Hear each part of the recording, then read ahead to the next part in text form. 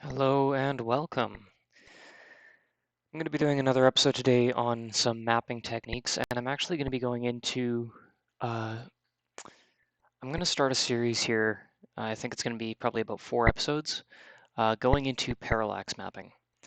So the last video that I put out was how to make some maps in the editor and different mapping styles there. And I wanted to go over what you can do with parallax mapping, where I got started, where I'm at now, and I just kind of wanted to, uh,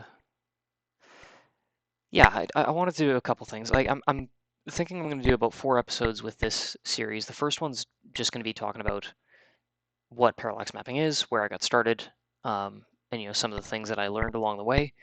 And then the next 3 episodes we're actually going to go into um, making a parallax map step by step. First one of those three is probably going to be just setting the framework, creating a template, and you know, setting the groundwork for what we would need for a parallax map. The next episode would actually be adding in the detail, and then the third and final episode would be actually implementing it into the game. And we're going to do a map sort of like this. I'm currently working on the Lyre Forest in my newest game, Thrall, and so I'm going to go through step by step what my process is for making maps like this, and yeah, what a couple things maybe you want to keep in mind as you're working on parallax maps. But before we get into that, let's just start with, what is parallax mapping? So parallax mapping differs from mapping in editor by the tools you use, basically. That's really all it is. Um, my computer's a little slow today. But in editor maps are made basically using tile sets that are either provided by you or by the engine itself. You can use the runtime package, and all it is basically just a click and drag interface. Oh, that's not supposed to happen. There we go. It's just a click and drag interface where you can draw tiles based on the tile sets. It's very simple. It's very easy. And anybody who is new to mapping, this is where most people will start. The benefit to this is you don't have to have any sort of graphic design background. You don't have to be familiar with any third-party technology or anything like that. All you need is the editor, and you don't even really need custom graphics. You can use the runtime package and still make decent maps, which I kind of showcased in the last episode. The downside to using the editor is that it is fairly limited. Um, you really only get 2 layers. I'm using RPG Maker VX. Maybe it's a little bit different with some of the newer engines. I know even one of the older engines, RPG Maker XP, had quite a bit more flexibility in how many tile sets you could use and how large those tile sets could be. But when using the editor, you basically get 2 layers. You get a ground layer, where you can just kind of draw your ground and your walls and things like that, and then you get a detail layer where you can add. These are all custom kind of for one of my older games, but you basically get a detail layer where you can add a second layer to the map. But if you try to add something else to that, it's going to overwrite it instead of adding to it. So while the editor is great for beginners and people who maybe aren't necessarily as concerned about the graphics in their game, it is fairly limited. And I mentioned this in my last video, but you don't actually have to have good graphics to have a good game. If your gameplay is good and your story is good, then you don't need to worry so much about graphics. I personally choose to give full effort to every aspect of the game, but I've also been making games for about 16 years now, so I have the skill set developed. I've worked on this to the point where I can do this, and it doesn't take me as long. For someone who's new to mapping and new to game design, this kind of thing might take several hours, and it may not necessarily be worth spending the time to learn. But the biggest thing to keep in mind is that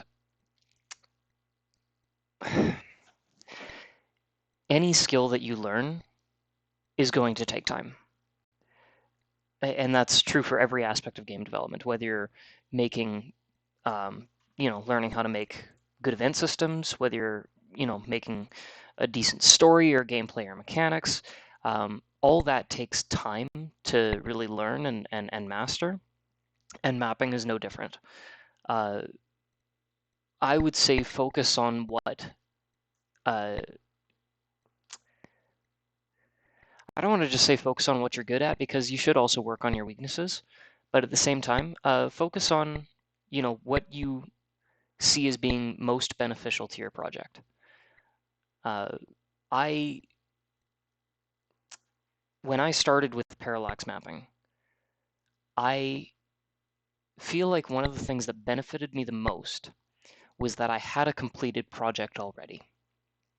So Bloodstained Hands actually was the first game I ever released to RPGmaker.net. It wasn't the first game I ever made, but it was the first completed project I ever made with RPG Maker, and it took me 15 years. Here's a tip: games don't have to take 15 years to make. That was part procrastination and part not really having an end goal in mind for what I wanted the project to look like. But one of the things that made this game what it is now is that I finished the entire game just using the RTP. Not necessarily intentionally. It's just I didn't know parallax mapping and I didn't really want to spend the time to learn it. And I thought, well, these graphics are fine, these resources are fine. I found a few custom tiles and threw them into the editor and made the entire game just using the editor. And it was only after I got a new job that put me on an overnight shift. I was working from 10 o'clock at night till 6:30 in the morning. And on my days off, I maintained that same sleep schedule. So I was sleeping during the day and I was up all night. And I had nobody to talk to, nobody to really go visit, nothing to do, except work on some creative projects on my own. And I decided to break open Bloodstained Hands, and I had been inspired by games like Valkyrie Stories and Amulet of Athos, where they released these beautiful, amazingly polished demos made with parallax mapping in the very same engine that I was making my games in. And I saw those maps and I saw that mapping style, and I thought, you know what, I have time on my hands. I'd like to learn how to do that. And I looked up some tutorials, I got started, and just started remaking Bloodstained Hands, um, every single map with the parallax mapping style. And I was not good at first. I want to be very clear on that. I was not good at first. The very first few maps that I made, arguably weren't bad, but I was still learning. This map here, actually, Sienna, is the first map I ever made with parallax mapping. This was not the first version that you're looking at, but I spent probably about 8 hours working on this one map when I first started to learn how to parallax map. And over the course of redoing all the maps in this game, it ended up being something like 250 maps. A lot of them are just, minimum sized 17 by 13 house or building interiors, but a lot of them as well are, dungeons and towns. And as I was learning different mapping styles and putting together more maps, I became more practiced and got better. And that's the thing, you're not going to get good overnight. Probably one of the biggest things I will say about parallax mapping, or any skill for that matter, is that when you're learning something new that you've never done before, it takes time, and you just need to have patience with yourself. If you try to rush the process, first of all, it's not going to actually get you the result that you want, and second of all, it's just going to be frustrating. The best way to learn any sort of skill is not by trying to jump into the deep end, not by trying to learn a skill once and then apply it once and move on to the next one. It's through repetition. Repetition will allow you to master any skill given time. So when I first started parallax mapping, I jumped into making this one massive map, and I was proud of it at the time. And the layout hasn't really changed since that initial iteration.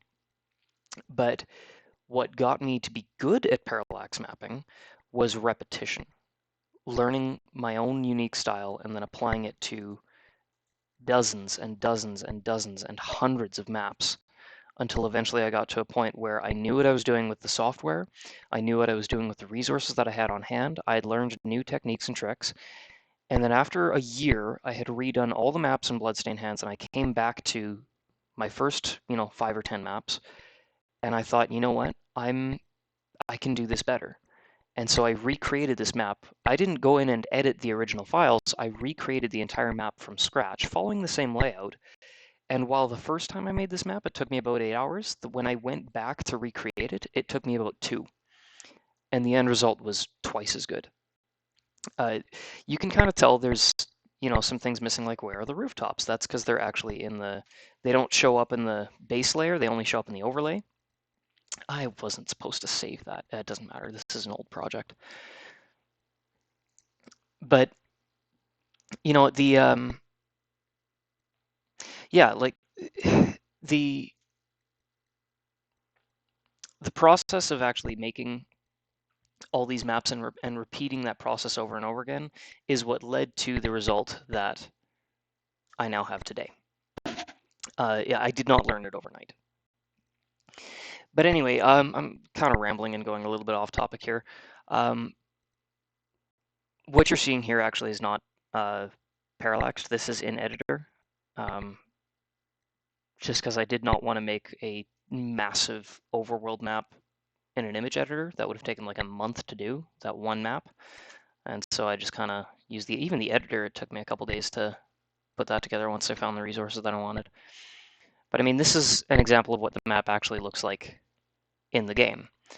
And compared to a map made with the editor, there's a few notable differences. One is that there's no limitation to the number of tiles that I can use.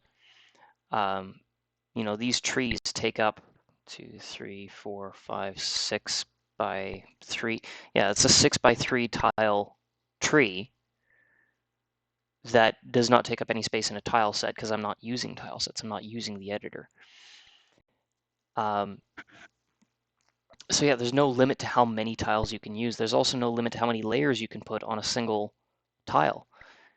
Right here I've got 2 different trees on the same tile with a grass patch and a dirt patch, and it's all kind of all in one clustered little area. It's not limited to just 2 tiles per grid space. And so you can make much more detailed and much more photorealistic maps if that's what you want to do, or you can make them as cartoony as you want. You can literally use the runtime package in the RTP to make parallax maps. There's no reason why you can't do that. These maps are made using a combination of RPG Maker VX and XP runtime package tiles with Celiana's free parallax mapping tiles. In Thrall, I'm actually using a combination of Celiana's free tiles and her Ancient Dungeons tiles. But you can use whatever resources you want, and the end result can be as detailed or as simple as you want. The only difference between parallax mapping and mapping in the editor is that it's the amount of control that you have. So, I mean, although parallax mapping can give you in my opinion, a much greater result than what you can get in the editor, it also takes a considerable amount of skill and time. And it's easy to learn. It takes time. You got to put in the time to actually pound out a map or 2 every day, just to get some wins under your belt, get some experience. And as you learn, you'll eventually get to a point where you can make some fairly detailed maps. Yeah, I think that's kind of all I wanted to really go over with parallax mapping. It really, at the end of the day, I've said this already, but the only difference between mapping in the editor versus parallax mapping is that parallax mapping gives you more control. In case I haven't already said this, parallax mapping is literally just creating an image in an image editor using whatever resources you have available and then importing it into the engine after.